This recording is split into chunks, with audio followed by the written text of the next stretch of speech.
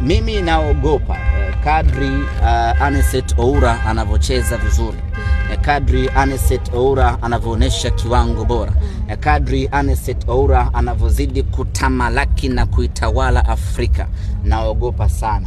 Sasa hivi wataibuka watu watasema Anicet Oura ana mapenzi na timu yao. I'm very scared. I'm very scared. Yes, naogopa kweli kweli.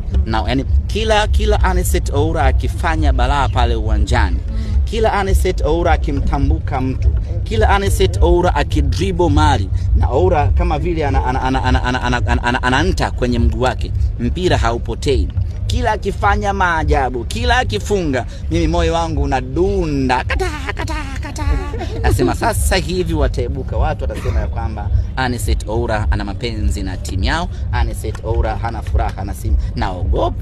Naogopa mwenzewe, naogopa. Yani naogopa kweli kweli, naogopa sana. Sasa hivi wataanza kumshobokea na kumtama. Lakini hiyo ndio nature ya Waswahili, wanasema kizuri chajiuza, kibaya kwa hiyo ubora wa Anicet Oura na wenyewe unaniogopesha. Tunaweza tukaingia kwenye ile pressure ya mpanzu.